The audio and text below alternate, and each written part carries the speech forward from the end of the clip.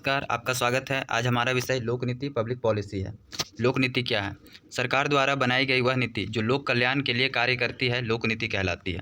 भारतीय संविधान के भाग 4 में यह स्पष्ट उल्लेख है कि सरकार या राज्य लोक कल्याण को ध्यान में रखकर नीतियाँ बनाएगी। लोक नीति विशेषताएँ: सरकार नीतियों के माध्यम से अपनी इच्छा को व्यावहारिक रूप देती है। नीतियों के माध्यम से हमें शासन व्यवस्था की पहचान होती है। लोक नीति की निम्नलिखित विशेषताएं हैं। लोक नीति एक गतिशील प्रक्रिया है जो लोक नीति आवश्यकता अनुसार परिवर्तित होती रहती है। जैसी आवश्यकता होती है यह अपना स्वरूप बदल लेती है। लोक नीति लोकहित पर आधारित होती है, इसलिए सदैव लोकहित को ध्यान में रखकर बनाई जाती है। लोक नीति का उद्देश्य ही लोक कल्याण है। लोक नीति भविष्य उन्मुख होती है। लोक नीति वर्तमान की अपेक्षा भविष्य पर अधिक केंद्रित होती है तथा भविष्य से जुड़े उद्देश्य को पूर्ण करती है। लोक नीति दिशा निर्देश रेखांकित करती है। लोक नीति दिशा निर्देश देती है ताकि समस्त प्रशासन इन दिशा निर्देशों का पालन कर लोक कल्याण के उद्देश्य को पूरा करे।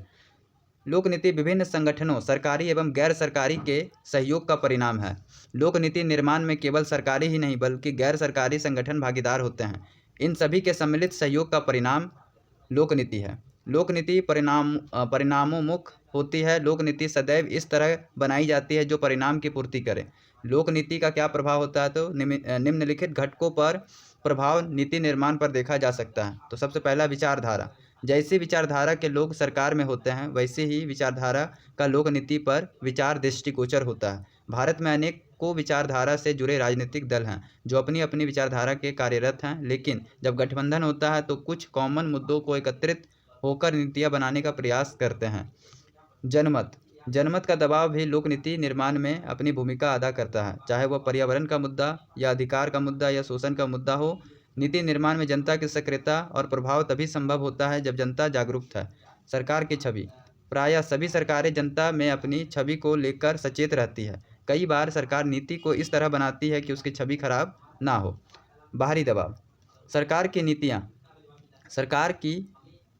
नीतियों पर बाहरी देशों या अंतर्राष्ट्रीय दबाव भी कार्य करता है। जैसे 90 के दशक में निजीकरण एवं उदारीकरण आदि को लागू करने में अंतर्राष्ट्रीय मुद्रा कोष एवं विश्व बैंक का दबाव था। अन्य कारक भी होते हैं। आपदा, मनोवैज्ञानिक, व्यक्तिगत आदि का प्रभाव भी नीतियों पर स्पष्ट रूप से परिलक्षित होता है। लोक नीति निर्माण की क्या प्रक्रिया है? तो नीति निर्माण के निम्नलिखित चरण हैं। पहली, समस्या को परिभाषित करना। दूसरा, विभिन्न विकल्पों का निर्माण करना। किसी एक इष्टतम यानी व्यवहारिक विकल्प का चयन करना, अर्थात वह विकल्प जो हमारे अनुसार बेहतर है लेकिन सर्वोत्तम नहीं। जो निर्णय लिया गया उसका क्रियान्वयन करना। जब तक वह कार्य नीति पूर्ण नहीं हो जाती उसकी देखरेख करना। सफलता और असफलता को मापना, सबक लेना और असफलता की विवेचना करना। लोक नीति निर्माण के संगठन क्या क्या हैं? तो लोक नीति निर्माण सरकार की सबसे महत्वपूर्ण गतिविधि है क्योंकि यह नागरिकों तथा संपूर्ण राष्ट्र के जीवन के लगभग हर एक पक्ष को छूती है। नीति निर्माण की संरचना के अंतर्गत समूची राजनीतिक व्यवस्था शामिल होती है। लोक नीति निर्माण दो प्रकार की संरचना प्रमुख रूप से भाग लेती है। पहली, सरकारी संरचना जिसमें कार्यपालिका, प्रशासन तंत्र, विधायिका और न्यायपालिका शामिल है। दूसरी, गैर सरकारी संरचना, हित समूह, राजनीतिक दल, जन संचार माध्यम, सामाजिक आंदोलन, अंतर्राष्ट्रीय एजेंसी। भारत में नीति निर्धारण के अभिकरण क्या क्या हैं? तो नीति निर्माण प्रक्रिया मुख्य भूमिका अदा करने वाले कुछ प्रमुख अंग निम्नलिखित हैं। तो सबसे पहला, संविधान। भारत में संविधान नीतियों का मूलभूत स्रोत है।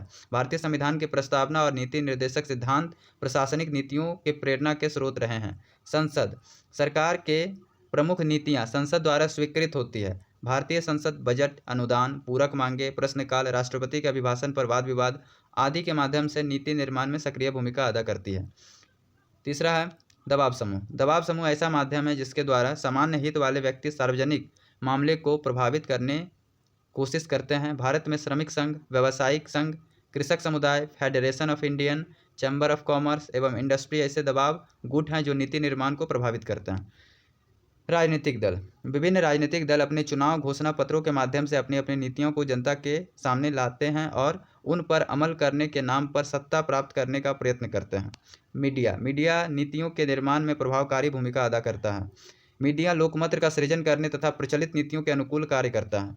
परामर्शदात्री समितियां। अनेक परामर्शदात्री समितियां नीति निर्माण में प्रमुख भूमिका अदा करती हैं। इन समितियों के आर्थिक समन्वय समिति, राजनीतिक मामलों की समिति, आयात निर्यात मंत्रणा समिति आदि प्रमुख हैं।